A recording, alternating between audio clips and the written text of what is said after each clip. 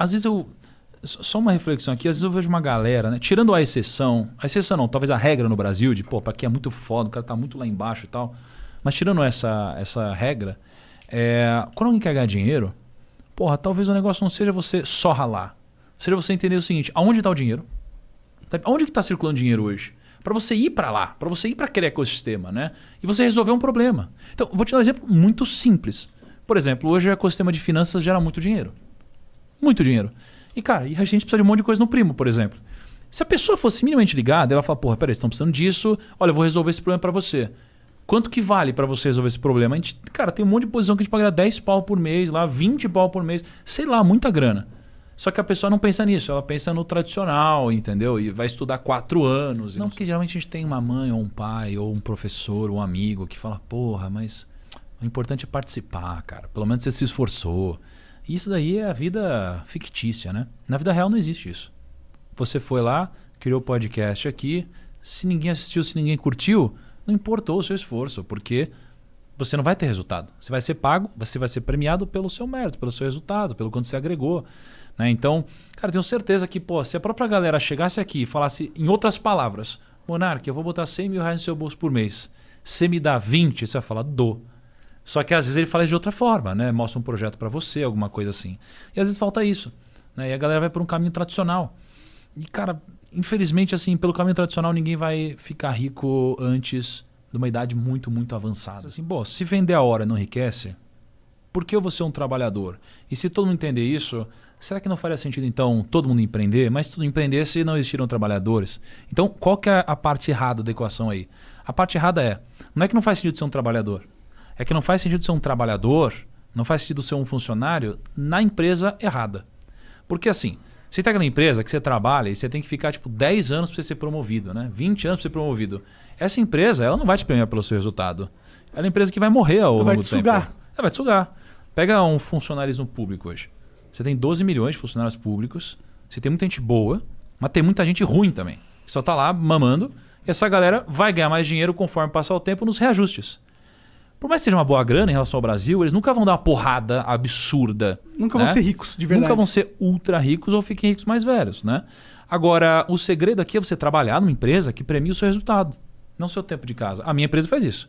Né? Então, assim, eu tenho muita gente que já virou sócio da minha empresa, eu tenho muita gente que trabalha lá, funcionário, que deve virar sócio muito em breve, porque a gente premia o resultado. Né? Então, assim, o fato, às vezes, é a gente quer mudar o ambiente que a gente vive, mas às vezes mudar o ambiente que a gente vive não dá. Às vezes é mais fácil mudar de ambiente.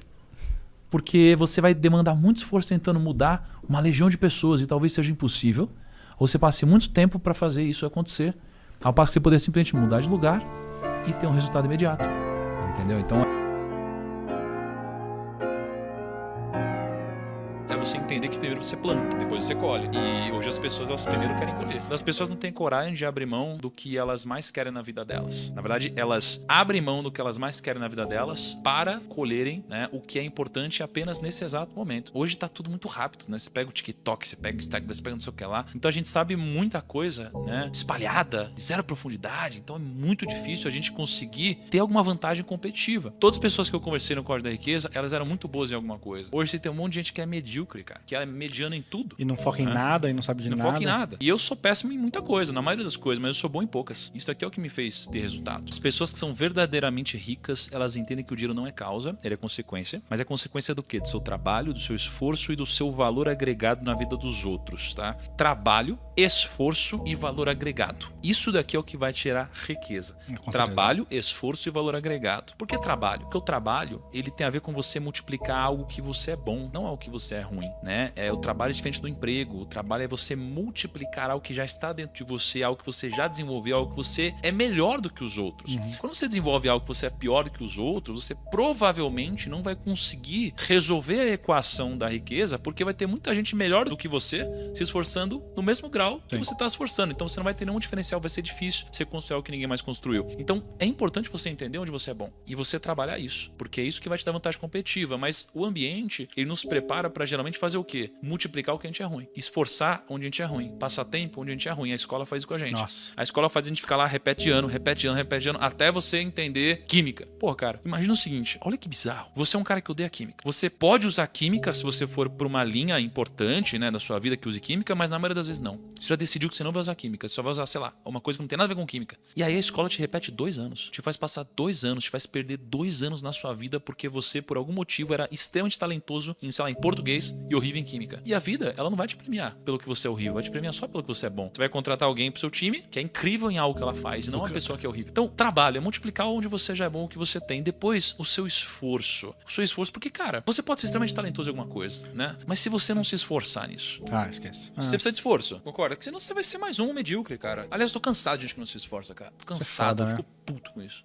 Pior que gente sem discernimento cognitivo é gente vagabunda, cara. É a combinação perfeita. É o deixa a vida me levar com mediocridade, baixa capacidade cognitiva e vagabundagem. Agora, olha só, por isso, e aí você tem um terceiro ponto, você tem o multiplicar o seu talento, você tem o esforço e você tem o valor agregado. Porque não tem como você ganhar alguma coisa se não agregar valor pro outro. O valor agregado eu aprendi com você, eu não sabia o que era isso. Eu achava que trabalhar e ter um emprego era realmente fazer o que eu fui pago pra fazer e tá tudo bem. Eu não sabia que era tipo assim, era fazer o que eu fui combinado a fazer, mas é tipo assim, cara, agregar realmente um valor a isso. É tipo assim, pensar com uma outra ótica, não é tipo, vou editar um vídeo pra subir no YouTube. Não, eu tô editando um vídeo que vai impactar um monte de gente. Eu tô editando esse vídeo pra bater mais de 1 milhão de visualização, porque eu sei que a gente vai conseguir converter esse vídeo em X, Y coisas. Então, as pessoas não entendem que tipo assim, cara, se você hoje é um júnior numa empresa e você trabalha como um júnior, você vai ser pra sempre um júnior. Você nunca vai promover um cara pro pleno se o cara trabalha como um júnior. O cara tem que trabalhar primeiro como um pleno ou até mesmo como um sênior. Pra você sentir aquela coisa de tipo, puta, cara, esse cara ele já tá... Eu preciso promover esse cara.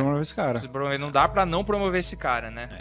Tem que chegar nessa parada. E aí eu tava com o Jeffrey Maron, eu falei assim, Jeffrey, o que é riqueza pra você? E aí ele falou assim, tem 3 tipos de definições pra riqueza. Aí ele falou assim, a primeira é a riqueza financeira, mas não é a única definição, mas é a primeira definição. A riqueza financeira é ter um patrimônio bacana que você construiu ao longo da sua vida. Então, mas você tem também a riqueza humana, que é o conhecimento que temos como indivíduo e a nossa capacidade de transmitir isso para outras pessoas, criando relações entre si. Isso é riqueza também. E a terceira riqueza é a riqueza vital, que ele diz que é basicamente a saúde, porque sem ela, as outras duas não fazem sentido nenhum. Então não adianta nada ter só a riqueza financeira se eu não tiver a riqueza vital. Não adianta nada ter riqueza financeira e a vital se eu não tiver a riqueza humana, porque vai me faltar alguma coisa. Você sabe como nasceu a previdência privada? A gente tem a previdência privada e a previdência social. A previdência social, né? Lá atrás, lá no exército romano, eles criaram um formato onde eles pegavam 2/7 do salário dos soldados romanos. E aí eles convertiam isso daqui no futuro em benefícios para eles. E aí depois dá um pedaço de terra para os romanos. Aí mais para frente, na Prússia, eles, lá em 1883, se eu não me engano, com Otto von Bismarck,